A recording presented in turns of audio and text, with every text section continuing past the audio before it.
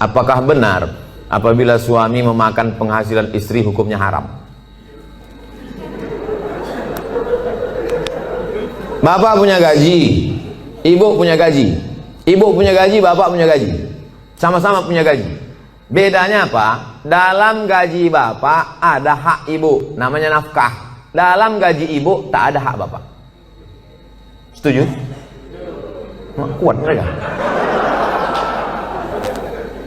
Dalam gaji bapak sama-sama bergaji 5 juta. Bapak 5 juta, ibu 5 juta.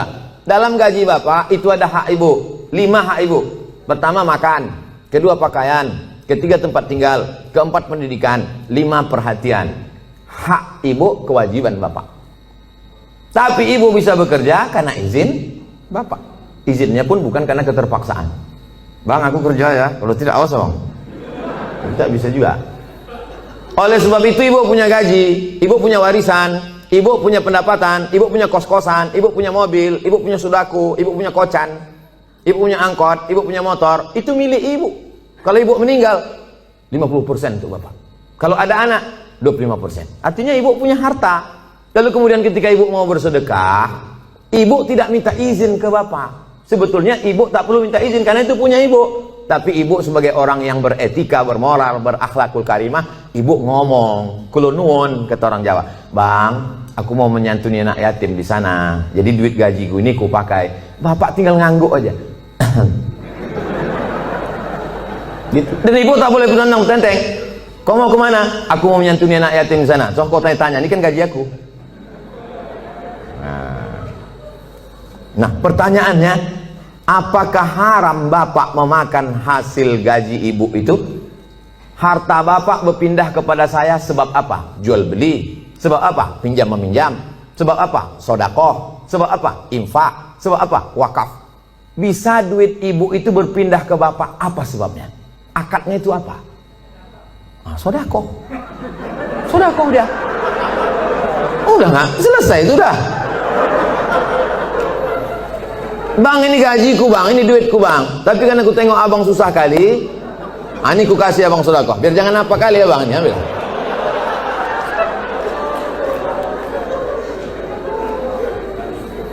Assalamualaikum Ustaz.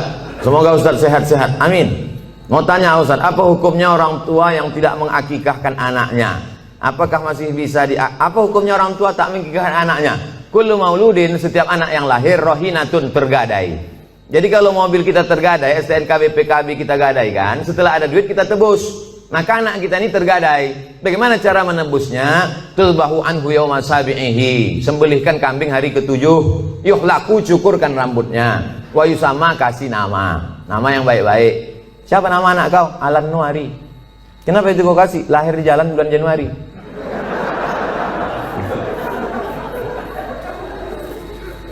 Kasih nama yang baik-baik, cukurkan rambutnya karena itu rambut kotor di dalam, lalu kemudian sembelihkan kambing hari ke-7. Tak ada duit hari ke-7, hari ke-14. Tak ada duit hari ke-14, hari ke-21. Lewat 21 tak usah tengok tanggal lagi. Setahun, 2 tahun, 3 tahun, 5 tahun, taman SD, taman SMP, taman SMA. Tapi kalau dia udah semester 2, hanya potong kambing aja. Tak usah potong rambut lagi. Tak pula diayun pakai marhaban.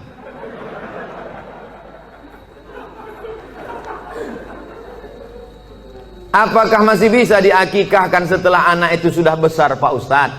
Jangankan anak itu, bapak ibu balik ke rumah nanti tanya emak sama ayah, ada tak diakikahkan? Kalau tak ada diakikahkannya, besok pagi beli kambing, boleh akikah. Akikah saja, yang pula cukur rambut, begundul semua pegawai besok. Saya tulis dalam buku saya 37 masalah populer, di situ ada pembahasan akikah setelah dewasa. Tapi yang hamil sekarang punya anak, nanti hari ke-7 potongkan, bagus. Bolehkah zakat harta dan sedekah diberikan kepada adik kandung yang beda ibu status adik saya? Tidak boleh memberikan zakat kepada orang yang wajib dinafkahi. Bapak, Mama, ini 5 juta zakat abang sekaligus belanja kita bulan ini.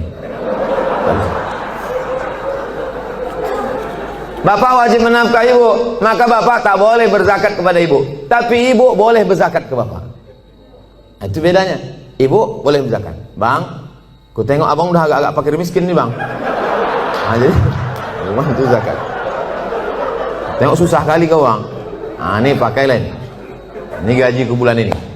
Ibu bergaji sebulan 10 juta.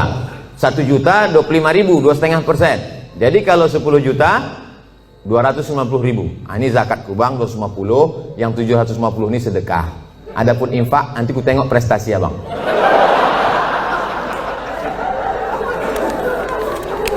Nah, kaedahnya tak boleh berzakat pada orang yang wajib kita nafkahi. Tak boleh berzakat kepada anak, karena anak itu wajib kita nafkahi. Nah sekarang adik, apakah adik itu wajib kita nafkahi? Tidak.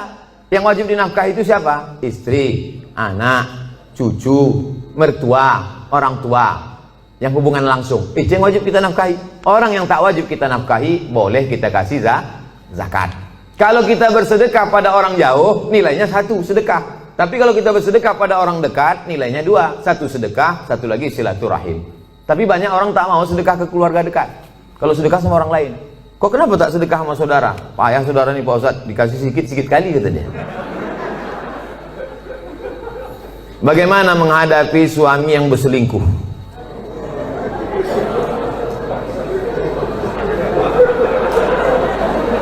Udahlah dikasih zakat, berselingkuh pula. Ilaha illallah. Parah kali orang Medannya. Ibu punya wali 6 orang. Jadi bukan ibu memanggil bapak itu dengan membawa centong. Sini bang, bukan gitu. Ibu punya wali 6 orang. Pertama ayah, yang kedua atuk opung, yang kedua abang ayah, yang ketiga adik ayah, yang keempat abang. Yang pertama ayah, yang kedua datuk opung, yang ketiga abang, yang keempat adik laki-laki, yang kelima abang ayah, yang keenam adik ayah. 6 wali ibu itulah yang menyelesaikan ini. Maka dipanggilnya lah, setan sini kau sebentar.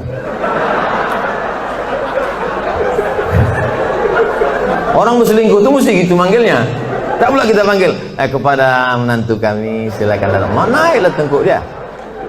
Kalau ada yang polisi, tentara situ, cabutkan pistol, letakkan di atas meja itu, pang, letakkan, biar tahu. Walaupun tak ada pelornya. Ku dengar kau udah selingkuh. Kemarin tertangkap screenshot SMS. Ini dia kan, ini foto perempuan kan. Kau jangan macam-macam. Kau berhenti selingkuh. Kalau kau tak berhenti, jadi kasih dia mop, di mop dia sedikit. Habis itu berhenti. Iya pak, aku stop nih. Ada berhenti dia. Tinggal lagi ibu. Mau ibu menerima barang second nih?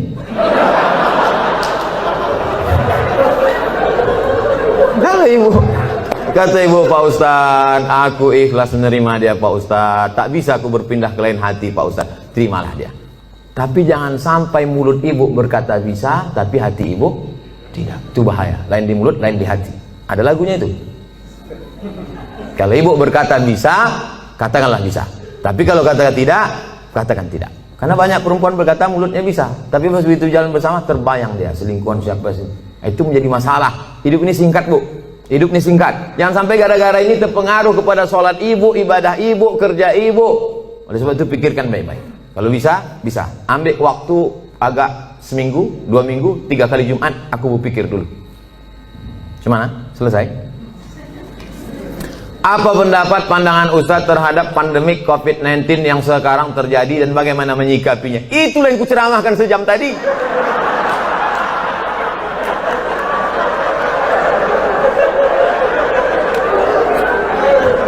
Itulah yang kucakapkan dari tadi.